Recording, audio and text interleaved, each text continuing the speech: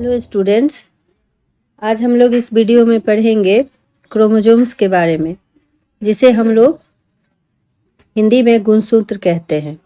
ये क्रोमोसोम्स सभी plant cell और एनिमल सेल में पाए जाते हैं। ये बहुत ही इम्पोर्टेंट सेल ऑर्गेनेल हैं जो कि कोशिका के सेल के न्यूक्लियस में पाए जाते हैं।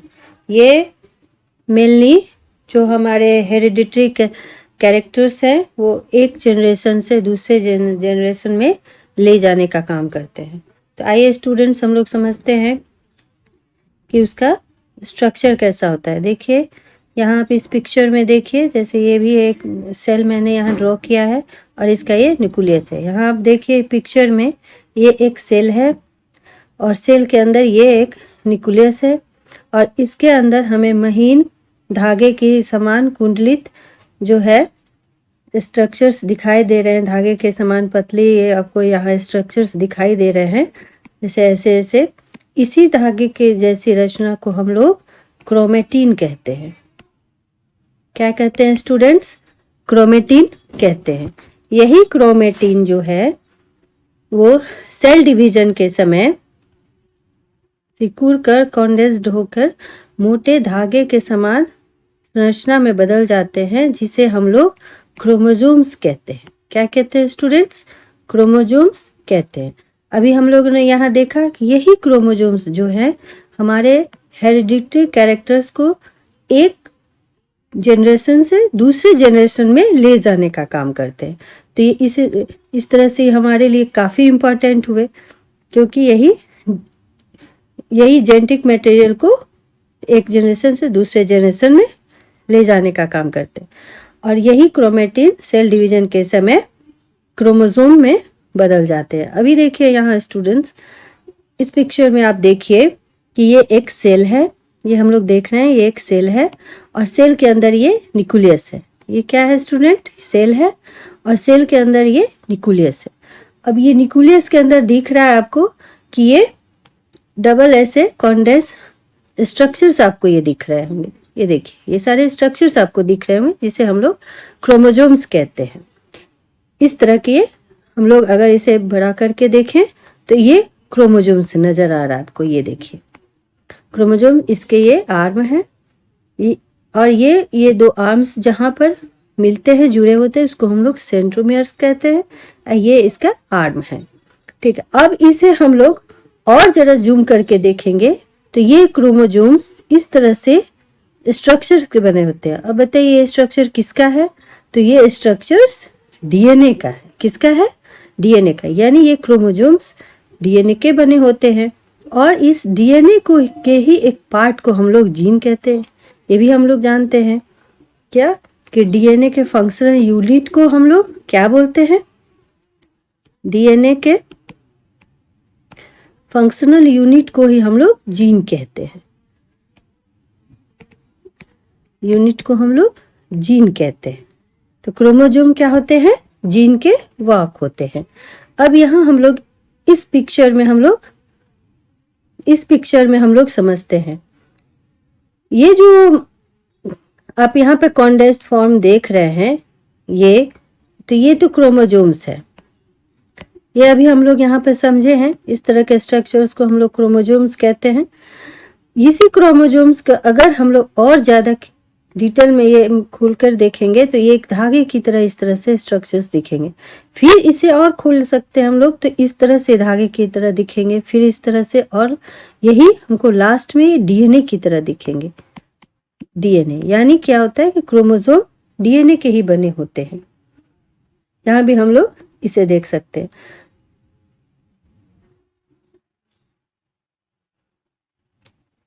अब हम लोग इसे समझेंगे कि गुणसूत्र, ये क्रोमोसोम्स की गुणसूत्र की खोज किसने की थी? क्रोमोसोम जो है ये दो ग्रीक शब्द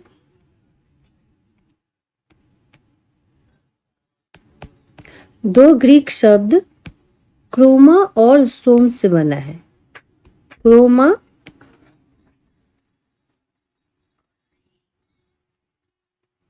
क्रोमा एवं सोम से बना है, क्रोमो एवं सोम से बना है।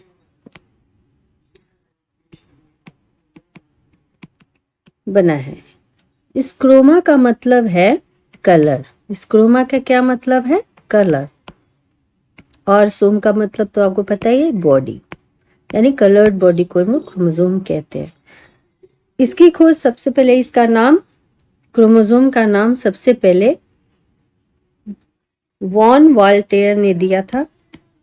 वॉन वाल्टेयर नामक वैज्ञानिक ने दिया था, इसका नेम दिया था।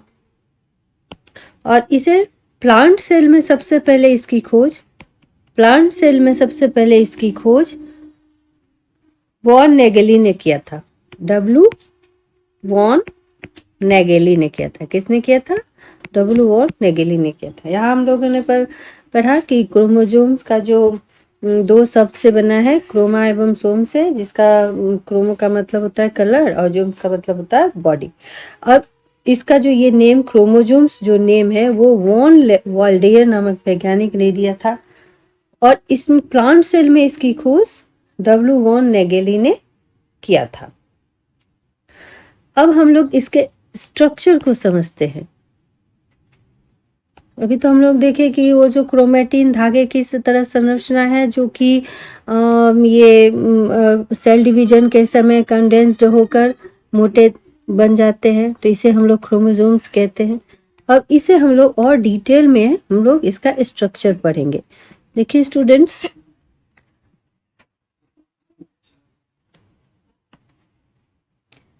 ये इस तरह का एक स्ट्रक्चर, क्रोमोसोम्स का ये स्ट्रक्चर है। आप इसे देखिए, ये जो बाहरी कवर दिख रहा है हमें, ये एक, पहले तो ये समझ लें कि ये क्रोमोसोम का स्ट्रक्चर, किसका स्ट्रक्चर है? क्रोमोसोम का स्ट्रक्चर है। इसका जो बाहरी कवर आपको दिख रहा है, बाहरी आवरण, उसे हम लोग पेलिकल कहते हैं। क्या बोलते हैं स्टूडेंट? पेलिकल कहते हैं। और इस पेलिकल के अंदर जो स्पेस है उसे हम लोग मैट्रिक्स कहते हैं। क्या कहते हैं? मैट्रिक्स कहते हैं। और मैट्रिक्स के अंदर महीन धागे की तरह कुंडलित डबल स्ट्रक्चर आपको दिख रहा है, जो ऊपर से स्टार्ट होकर लास्ट तक जाता है। इसे ही हम लोग क्रोमेटिड्स कहते हैं। क्या कहते हैं स्टूडेंट्स? क्रोमेटिड्स कहते हैं। ये क्रोमेटिड्स डीएनए एवं हिस्टोन नामक प्रोटीन के बने होते हैं। किसके बने होते हैं? तो डीएनए एवं हिस्टोन नामक प्रोटीन के बने होते हैं। ये दोनों क्रोमेटिड्स कहीं कहीं पर एक दूसरे से जुड़े होते हैं, जिसे हम लोग सेंट्रोमेयर कहते हैं। क्या कहते हैं? सेंट्रोमेयर। ये जो सेंट्रोमेयर्स हैं वो क्रोमोसोम के शेप को डिसाइड करते हैं और इसे दो भागों में बांटते हैं, जिसे हम लोग, मान लीजिए यहाँ पर ये जुड़ा है, इसको हम लोग सेंट्रोमेयर कहते हैं। और ये इससे जो दो पार्ट बना उसे हम लोग आर्म कहते हैं। ठीक है स्टूडेंट, ये स्ट्रक्चर भी आप इसे याद कर लीजिएगा कि क्रोमोसोम के सबसे बाहरी जो कवर है उसे हम लोग पेलिकल कहते हैं। उसके अंदर जो स्पेस है उसे हम लोग मैट्रिक्स कहते हैं। मैट्रिक्स के अंदर जो कुंडली धागे की तरह डबल स्ट्रक्चर्स नजर आते हैं उसे हम लोग सेंट्रोमेयर कहते हैं। सेंट्रोमेयर जहाँ पे जुड़े होते हैं उसे हम क्रोमेटिड्स कहते हैं धागे को, और जहाँ ये जुड़े रहते हैं उसे हम लोग सेंट्रोमेयर कहते हैं। यही सेंट्रोमेयर क्रोमोसोम को 2 पार्ट्स में बांटते हैं, जिसे हम लोग आर्म्स कहते हैं।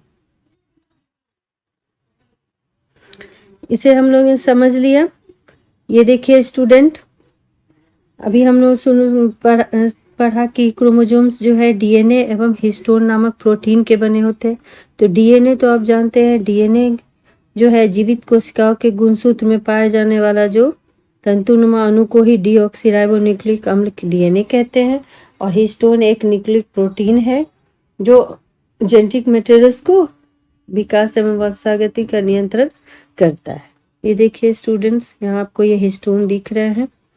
ये आपका क्रोमोसोम्स है और ये डीएनए का डबल हेलिक्स है। डीएनए हमेशा डबल हेलिक्स में रहते हैं। अब स्टूडेंट्स हम लोग पढ़ेंगे नंबर ऑफ क्रोमोसोम्स।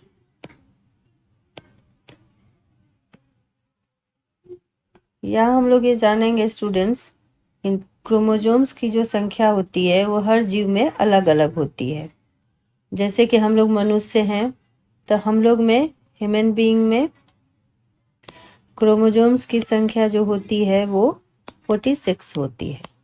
और ये जो क्रोमोसोम्स होते हैं ये हमेशा पेयर में होते हैं, तो इसलिए 46 क्रोमोसोम्स जो हैं वो पेयर में होंगे तो 23 क्रोमोसोम्स होंगे।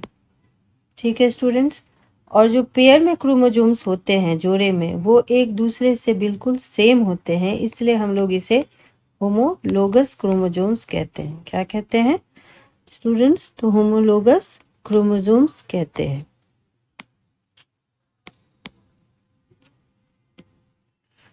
अब इस 23 क्रोमोसोम्स में जो 22 क्रोमोसोम्स होते हैं वो बिल्कुल एक सेम होते हैं, या मेल हो या फीमेल में, ये सेम होते हैं, same in male and female,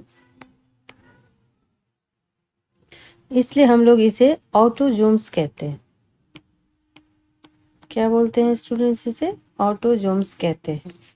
और जो वन पेयर क्रोमोसोम है उसे हम लोग, वो बिल्कुल एक दूसरे के समान नहीं होते हैं, इसलिए उसे हम लोग हेट्रोजोम्स कहते हैं और सेक्स क्रोमोसोम्स भी कहते हैं। सेक्स क्रोमोसोम्स भी कहते हैं।